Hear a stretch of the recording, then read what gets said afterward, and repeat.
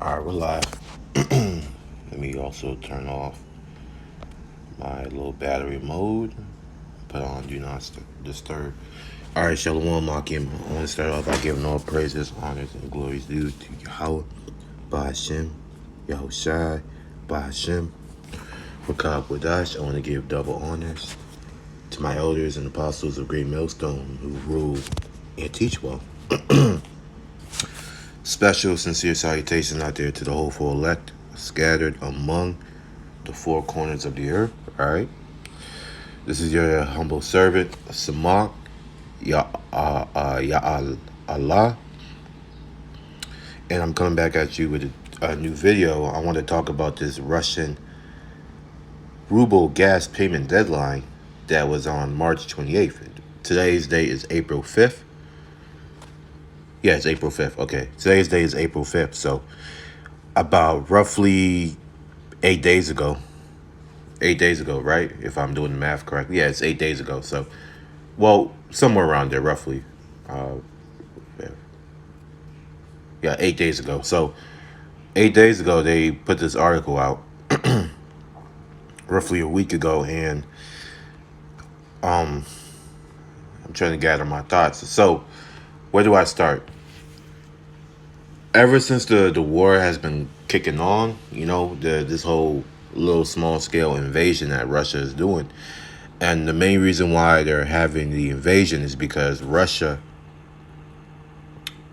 has decided to liberate the eastern part of Ukraine, which those people are the People's Republic, and they ally with Russia. They identify themselves as Russian. They even speak the Russian language more on that side of the country than in Western Ukraine, because those Western Ukrainians are actually, a lot of them are actually German descendants. They're also Polish descendants as well, So they're not really Ukrainians as they would be, The real Ukrainians are the ones on the eastern part.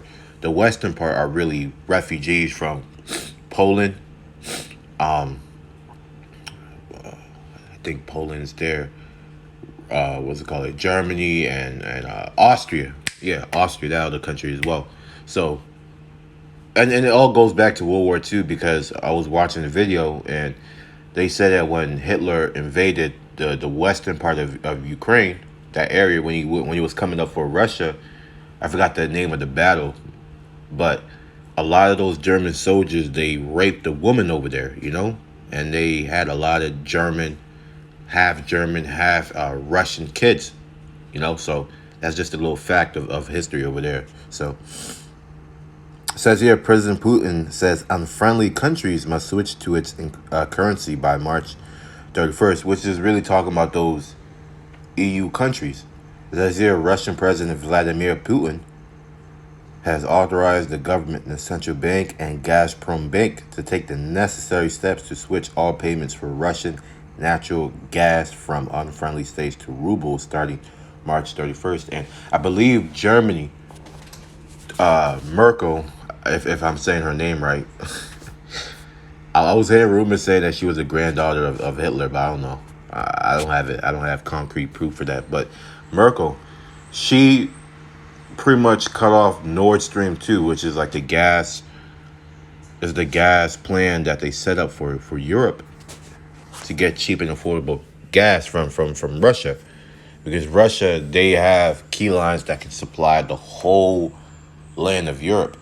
And because the chancellor of Germany, which she's like has a high position in the EU, she opted against that because the whole political scale war of this thing, and because of that Ukrainian clown, that comedian Zelensky, or whatever his name is, he was crying about the EU not helping him. So they decided to throw something out there, and they cut off the gas plant. So now the gas prices for Europeans have skyrocketed, and it's up. It's higher now, Those Europeans are now paying more for house utilities and whatnot, all because of a political scheme. Says here, the measure targets member states of the EU and other countries that have introduced restrictions against citizens of the Russian Federation and Russian legal entities. The mandate published on the Kremlin website reads Russia would stop shipping natural gas to countries refusing to settle payments in rubles, Kremlin spokesperson Dmitry Peskov said on Monday. The decision, first announced last week, came as Russia's oil trade has been left in disarray as importers put orders on hold due to the latest sanctions introduced against Moscow over its military operation in Ukraine. The conflict in Ukraine and the anti-Russia sanctions that followed have raised concerns of a global economic crisis, and it's also affecting over here as well because really it's not necessarily the war itself, but it's a whole list of issues that have affected and raised this global economic crisis. Slovakia, I'm cooking right now, so I gotta watch my food. Okay, it's almost done.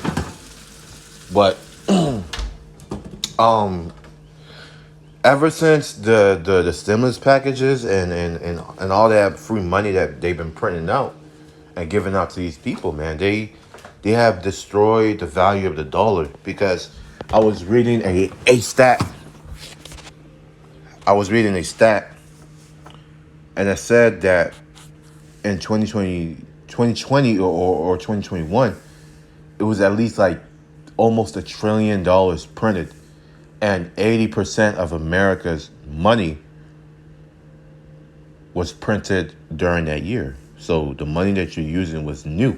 It was printed that year. So where are they getting that money from?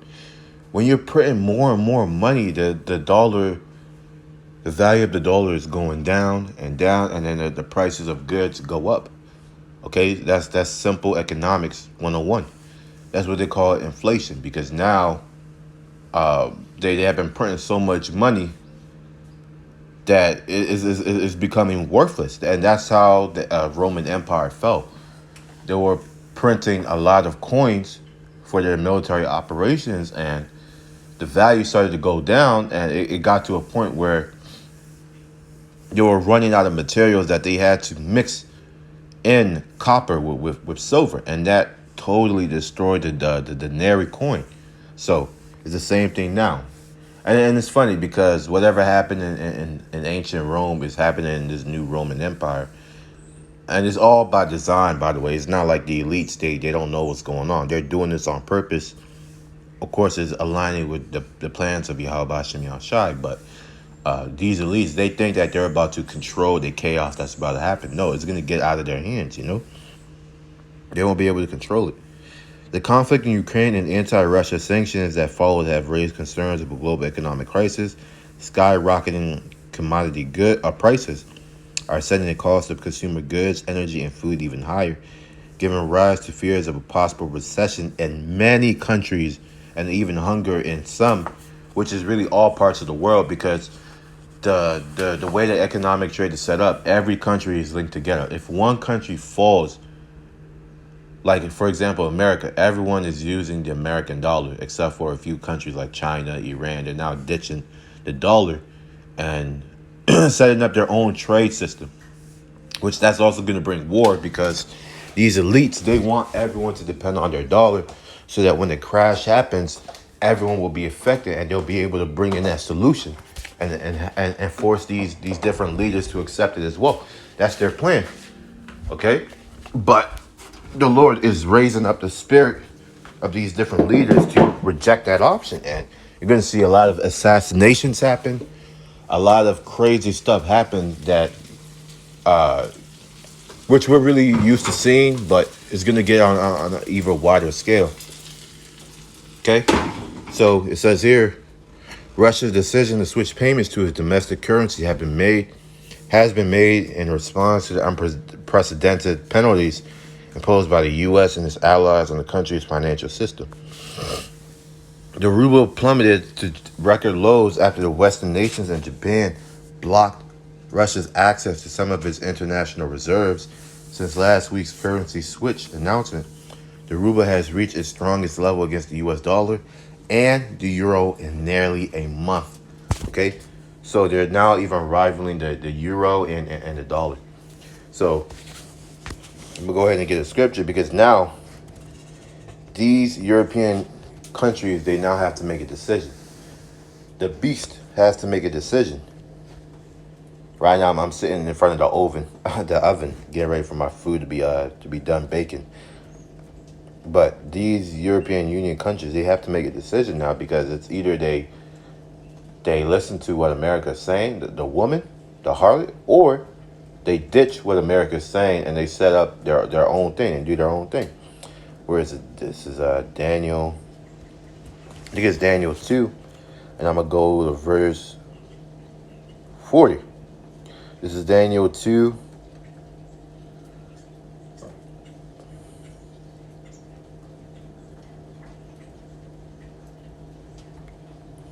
Roman Empire. And I'm going to start at verse 42. I'm going to start at verse 41. And whereas thou sawest the feet and toes, actually, let me start at verse 40 because we are in the new Roman Empire, so it makes sense for me to start at verse 40. And the fourth kingdom shall be strong as iron, for as much as iron breaketh in pieces, and subdueth all things, and as iron that breaketh all these shall it break in piece and bruise.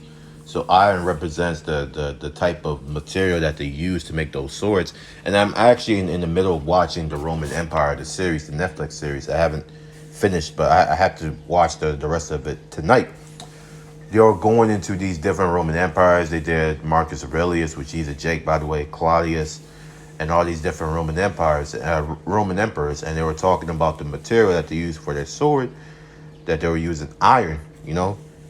Roman Empire, they used a stronger quality of iron because during that time, from the 70 BC to going on to the AD, society was leaving the Bronze Age, And I believe during that time, the Romans were the first one to start using iron and swordsmith and weaponry. And then all these different nations started adopting it through the wars that they won against Rome.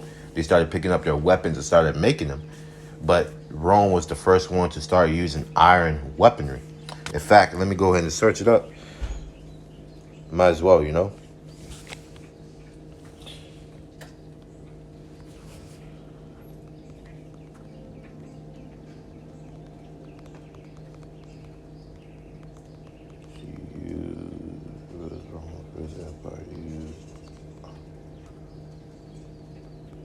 Yeah, let me see.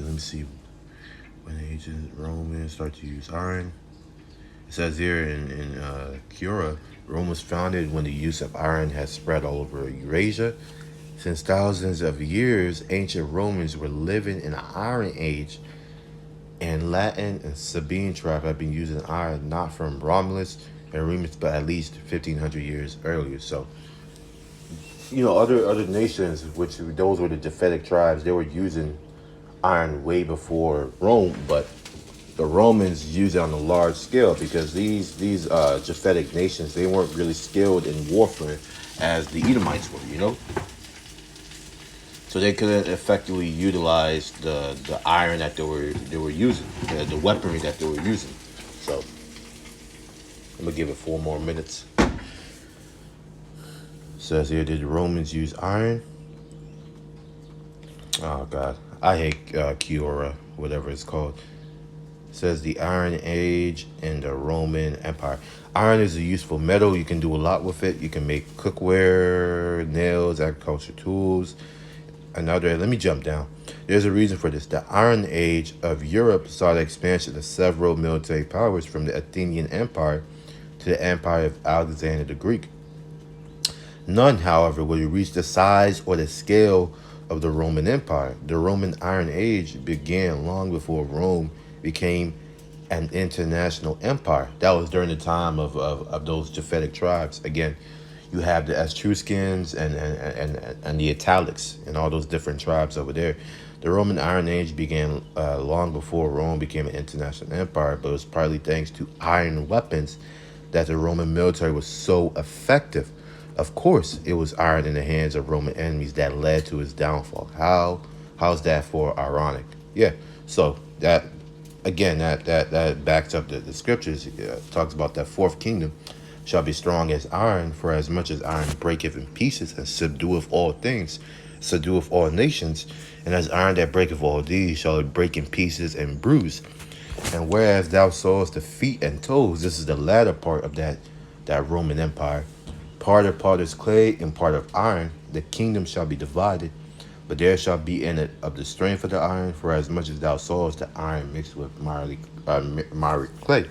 So this one is talking about the new Roman Empire, which it starts with the Club of Rome, the EU, not necessarily the NATO, but the EU, because the EU is like the new Roman Empire. If you look at the European Union map, it's almost similar to the map of ancient Roman Empire. How it spreads all over Europe is the same exact thing, except this time it's more of a political. The European Union is more of a political, what's it called, force, but they also have a military side through NATO, which is that dragon, Verse 42, and as the toes of the feet were part of iron and part of clay, so the kingdom shall be partly strong and partly broken. So that's why you have weaker EU nations, and that's why you have stronger EU nations. The weaker ones are Spain, Portugal, Italy, Greece, and then you also have the stronger ones, such as the United Kingdom, Germany. Germany's not as strong as before, but they're still strong. You also have France. France is a strong European country, and other European countries as well.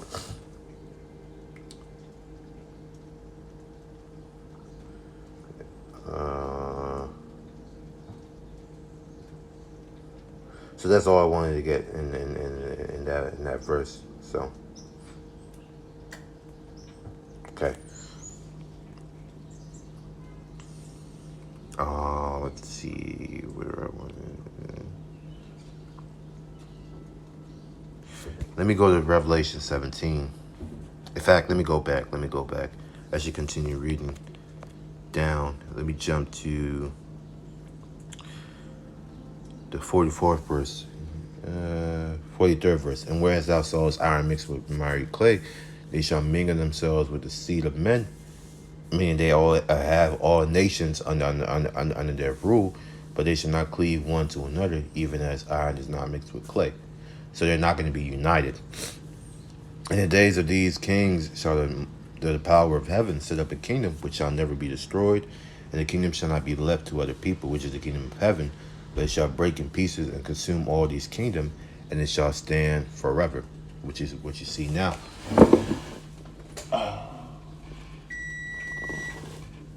Salakia.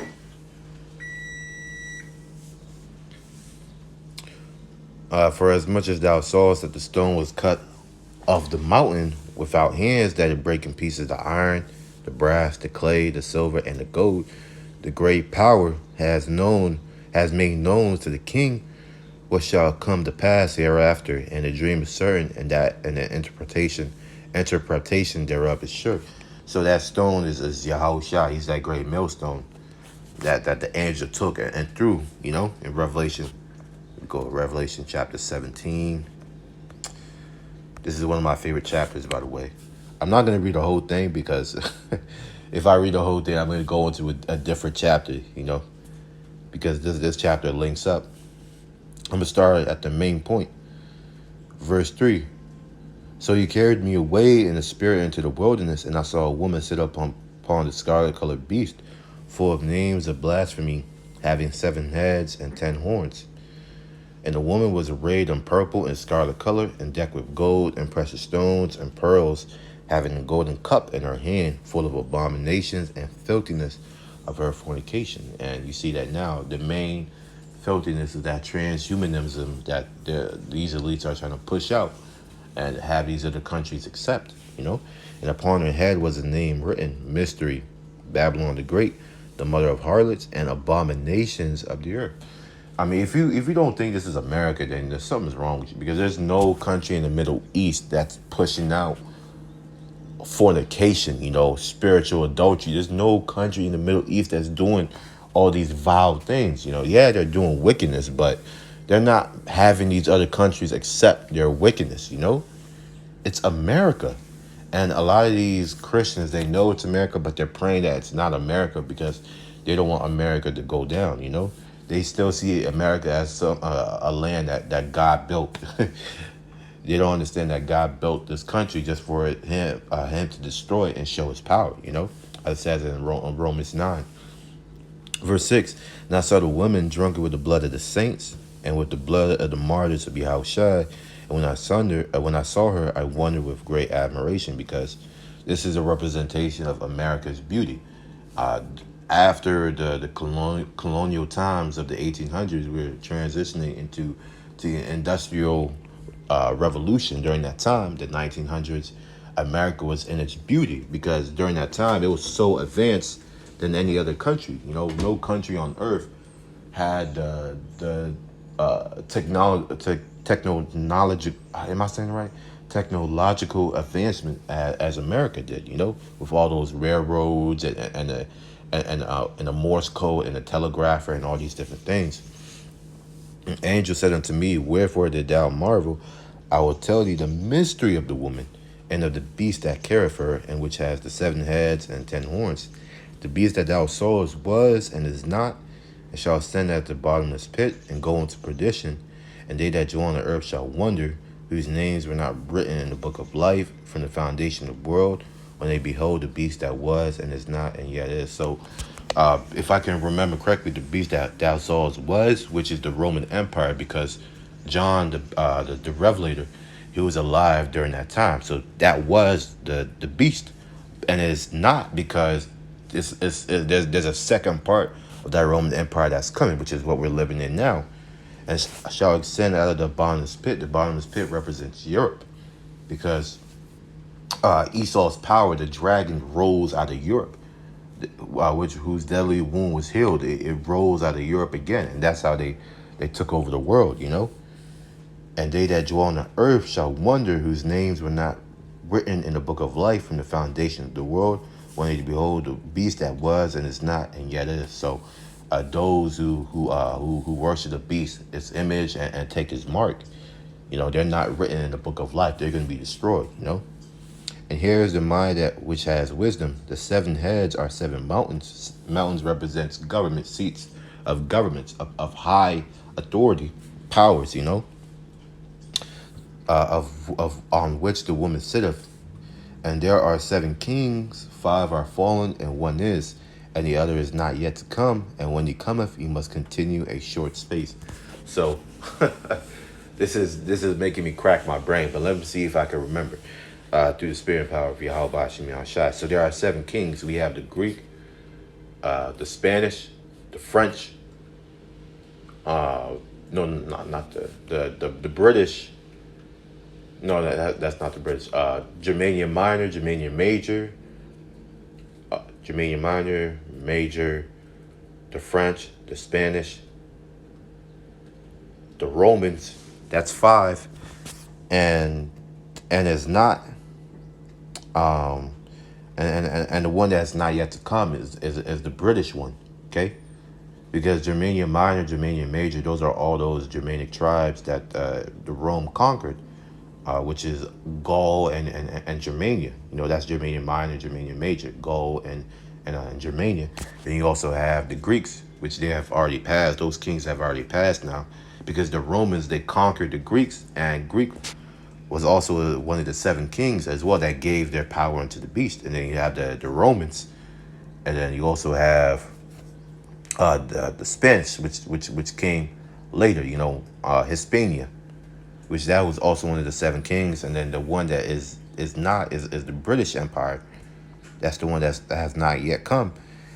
And when he cometh, and the other is not yet come, and when he cometh, he must continue a short space, which is the British Empire. And the beast that was and is not, even he is the 8th, and is of the 7th and going into perdition. So that 8th is really America, because America came out of the British Empire. So, man, it's crazy, and I really applaud the apostles, because they remember all the intricate details of the prophecies. You know, you learn something, and then a few months later, you know, you kind of forget because you haven't been going back to it and studying. But that's the good thing about repetition.